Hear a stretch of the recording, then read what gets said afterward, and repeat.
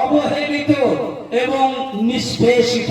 তার একমাত্র কারণ হচ্ছে আমরা কোরআন থেকে দূরে সরে আছি, রাসূলের আদর্শ থেকে দূরে সরে আছি, উলামায়ে কিরামদের মাশওয়ারা থেকে, তাদের মহব্বত থেকে দূরে সরে আছি। যার কারণেই আমাদের এই দুর্গতি, আমাদের এই পরিস্থিতি, আমাদের এই পরিণতি।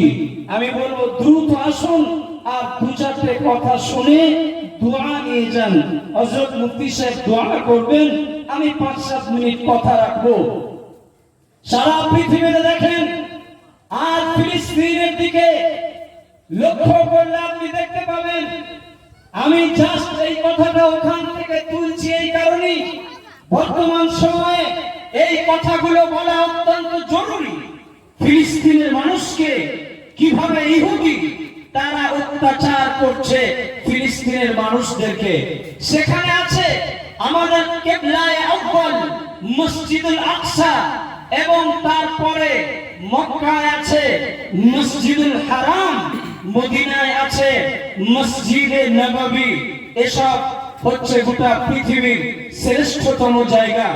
আন্তর্জাতিক লেভেল থেকে শুরু করে একদম নিচ তলা পর্যন্ত সব জায়গাতে মুসলমানদেরকে শেষ করে দেওয়ার এক কুপরিকল্পনা এবং চক্রান্ত চলছে।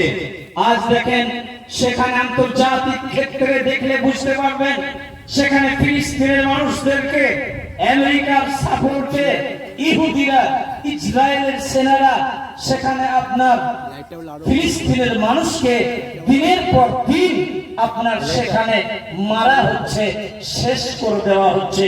তাদের ইমানে এত শক্তি, তাদের ইমানে এত বল, তাদের ইমানে এত শক্তি এবং এত বলিষ্ঠ তাদের ইমান। একজন বাচ্চা ছেলে, তার ইমান দেখলে আপনি অবাক হয়ে যাবেন।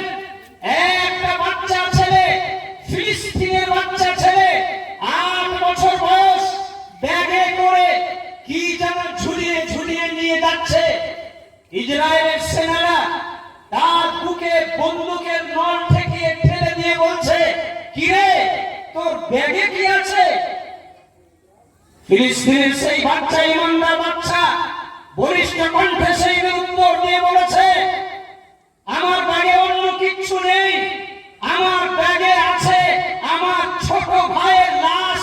সেটা দাফন করার জন্য, সেটা মাটি দেওয়ার জন্য আমি কবরস্থানের দিকে যাচ্ছি। এই ফিলিস্তিনের মানুষের ঘটনা। আপনি ঘরে বসে বসে আইস করছেন, আপনি ঘরে বসে বসে মজা দেখছেন, আপনি ঘরে বসে বসে আপনি দুনিয়ার কথা চিন্তা দুঃখ করছেন।